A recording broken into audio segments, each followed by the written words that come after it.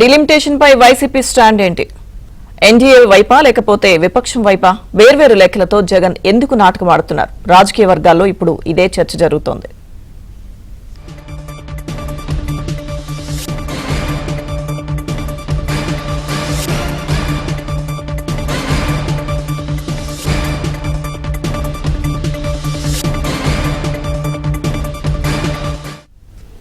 చెన్నైలో స్టాలిన్ నేతృత్వంలో జరుగుతున్న భేటీకి విపక్షాలకు చెందిన పలువురు నేతలు హాజరయ్యారు. Telangana CM Revanth Reddy, BRS working president KTR కూడా హాజరయ్యారు. అయితే ఏపీ నుంచి ఎవరూ హాజరు కాలేదు. కాంగ్రెస్ ఎటు డీఎంకే వైపే. షర్మిల హాజరు కాలేదనుకున్న జగన్ వైఖరే చర్చనీయాంశంగా మారింది.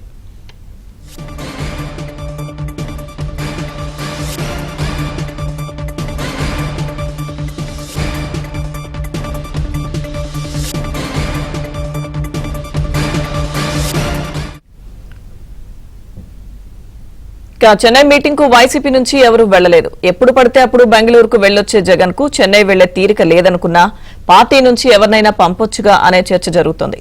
కానీ అలా కూడా చేయలేదు. దీంతో జగన్ ఎవరి వైపు ఉన్నారంటూ రాజకీయ విమర్శకులు ప్రశ్నిస్తున్నారు.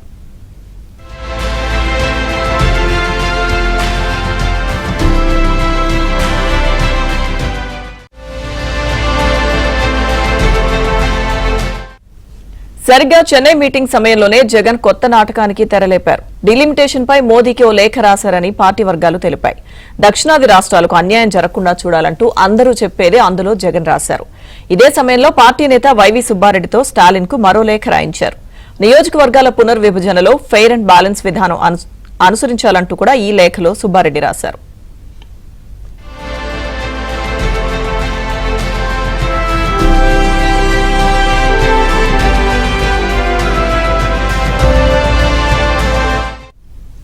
మొత్తంగా డీలిమిటేషన్ వ్యవహారంలో జగన్ ద్వంద్వ వైఖరి గోడ మీద పిల్లిలా ఉందంటూ రాజకీయ ప్రత్యర్థులు వ్యాఖ్యానిస్తున్నారు.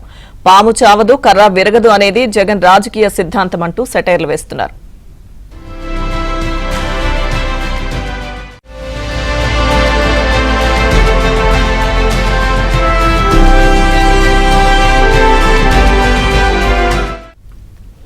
డీలిమిటేషన్ కి సంబంధించి వైసీపీ స్టాండ్ ఏంటి అన్నది చర్చనీయాంశంగా మారింది. పూర్తి అప్డేట్స్ మా ప్రతినిధి దినేష్ అందిస్తారు. దినేష్. లక్ష్మీ దుర్గా, మొత్తం మీద ఇప్పుడు మనం కాసేపట్లో ఇక్కడ ప్రెస్ మీట్ జరగబోతోంది. ఈ కాన్ఫరెన్స్ హాల్లో ఉన్నాము. ఈ యొక్క మనం చూస్తున్నాం ఇక్కడ ఉండేటువంటి ఫెయిర్ డీలిమిటేషన్ అనేటువంటి ఫ్లెక్సీని పెట్టి ఒకే ఒక సీటును ఏర్పాటు చేశారు. అంటే మొత్తానికి స్టాలిన్ ఒకరే కూడా ఈ ప్రెస్ మీట్లో పార్టిసిపేట్ చేసే అవకాశం కనిపిస్తోంది. దాంతోపాటు ఒక కీలకమైనటువంటి అంశం ఏంటంటే ఫస్ట్ జేఏసీ మీటింగ్, అంటే ఇంకా భవిష్యత్తులో కూడా ఇలాంటి మీటింగులు చాలా జరగబోతోంది అనేటువంటి అభిప్రాయం ఈ ప్రెస్ మీట్లో ఏర్పాటు చేసిన ఫ్లెక్సీలో ఉంది.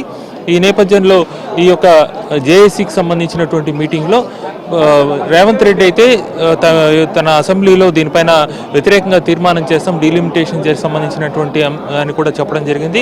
మరోవైపు స్టాలిన్ కూడా మాట్లాడుతూ మణిపూర్లో ఎలాంటి సంఘటనలు చోటు చేసుకుందో తెలిసిందే, అలా మణిపూర్లో ఎలాంటి పరిస్థితులు ఉందో, ఎలా అక్కడ ఉండేటువంటి ప్రజలు ఇబ్బందులు పడుతున్నారో అలాంటి పరిస్థితే డీలిమిటేషన్లో కనుక అన్యాయం జరిగితే, అంటే కేరళలో ప్రస్తుతానికి 20 సీట్లు ఉంది, అదే తగ్గే పరిస్థితి, అలాగే తమిళనాడులో కూడా తగ్గొచ్చని ఇట్లా చాలా అంశాలు వాళ్ళ వాయిస్ని, అంటే డీలిమిటేషన్ జరిగితే జరగబోయే నష్టాల్ని అటు ప్రజలకి అలాగే తమ పార్టీ శ్రేణులకు వివరించే ప్రయత్నం చేయడం జరిగింది. అయితే అందుకు భిన్నంగా జగన్ అయితే మాత్రం తాను ప్రధానమంత్రికి ఒక లేఖ రాశారు.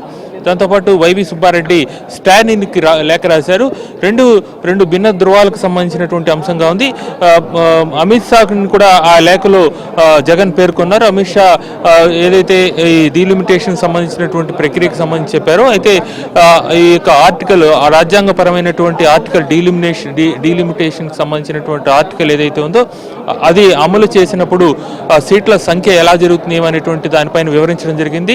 అయితే తన లేఖలో రాజ్యాంగపరమైనటువంటి ఆ యొక్క అమెండ్మెంట్ జరగాలనేటువంటి ఒకే ఒక అంశాన్ని మాత్రం అందులో వివరించారు తప్ప ఆ అమెండ్మెంట్ జరగకపోతే జరిగే నష్టాలేంటి, దానివల్ల జరిగేటువంటి ఇబ్బందులు ఏంటి అనే అంశాలని కనీసం తన లేఖలో కూడా పొందుపరచలేదు. అంటే ఒక విషయాన్ని స్పష్టంగా చెప్పకుండా కేవలం అక్కడ కూడా ప్రధానికి రాసినటువంటి 3 పేజీల లేఖలో కూడా చాలా అంశాలని లేవరెత్తి ఉండొచ్చు.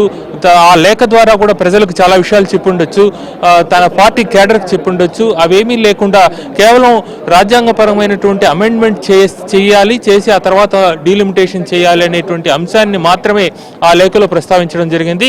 మరోవైపు వైవి సుబ్బారెడ్డి ద్వారా స్టాలిన్కు లేఖ రాయించడం ద్వారా ఏదైతే వీళ్ళ స్లోగన్ ఉందో మనం కూడా చూస్తున్నాం ఇక్కడ ఉన్నటువంటిది ఫెయిర్ డీలిమిటేషన్ అనేటువంటిది, దాన్నే వైవి సుబ్బారెడ్డి తన లేఖ ద్వారా ఫెయిర్ అనేటువంటి పదాన్ని యూజ్ చేసి ఆయన లేఖ రావడం జరిగిందంటే పారదర్శకంగా జరగాలి ఈ డీలిమిటేషన్ అని చెప్పారు. అయితే అక్కడ ఆ లేఖలో కూడా వైవి సుబ్బారెడ్డి జరగబోయే నష్టాన్ని ప్రస్తావించలేదు. కేవలం కంటి తుడుపు చర్యగా తాము ఏదో పార్టిసిపేట్ చేసినట్టు ప్రజల్ని మోసగించాడు. అంటే గతంలో ఏదైతే ప్రతి విషయాన్ని కూడా ప్రజలకు స్పష్టత లేకుండా కొంత అబద్ధాలతో ముందుకు తీసుకెళ్లినారో అదే పద్ధతిలోనే ఇక్కడ కట్టా విరగకూడదు, పాము చావకూడదు అనే విధంగా పూర్తి స్థాయిలో లేఖ రాసినట్టు మాత్రమే తప్ప ఆ లేఖ వైసీపీకి సంబంధించిన సోషల్ మీడియాలో జగన్ రాసిన లేఖ అందుబాటులో లేదు, అలాగే వైవి సుబ్బారెడ్డి రాసిన లేఖ కూడా ప్రజలకు అందుబాటులో లేదు. కేవలం మీడియాకు కొంతమందికి సంబంధించిన మాత్రం అది ఫార్వర్డ్ అయిన పరిస్థితి ఉంది. ఈ నేపథ్యంలో అసలు జగన్ ఏం లేఖ రాశాడనేది, అలాగే వైవి సుబ్బారెడ్డి ఏం రాశాడనేది కూడా ప్రజలకు అర్థమైతే జరగబోయే నష్టాన్ని ప్రస్తావించకపోవడం, దానిపైన ప్రజల్ని చైతన్యవంతం చేయకపోవడం, తమ స్టాండ్ ఏంటి స్పష్టం. ఒకవేళ డీలిమిటేషన్లో గనక ముందుకెళ్తే 2026 జనాభా లెక్కలు పూర్తి చేసి దాన్ని చేస్తే ఏమనేటువంటి విషయాలను కూడా ఆలోచించాల్సిన అవసరం ఉందని చెప్పి ఇక్కడ జరిగినటువంటి సమావేశంలో స్టాలిన్ కావచ్చు, వాళ్ళకి సంబంధించినటువంటి ఈరోజు సమావేశంలో పాల్గొన్న వాళ్ళందరూ కూడా ప్రతి అంశాన్ని చర్చించి భవిష్యత్ కార్యాచరణకు సంబంధించి ఏం చేయాలనేటువంటి ఒక రోడ్ మ్యాప్ అయితే క్లియర్ చేసుకున్నారు. ఏ పరిస్థితుల్లో కూడా ఇప్పట్లో డీలిమిటేషన్ జరగకూడదు. రాబోయే 20 సంవత్సరాలు ఏదైతే వాజ్పేయి గవర్నమెంట్ 2011 నుంచి 25 సంవత్సరాలు ఈ డీలిమిటేషన్ పోస్ట్ పోన్ చేసిందో అదేవిధంగా డీలిమిటేషన్ మరో 25 సంవత్సరాలు పోస్ట్ పోన్ చేయాలనేటువంటి గట్టి డిమాండ్తో వీళ్ళున్నారు.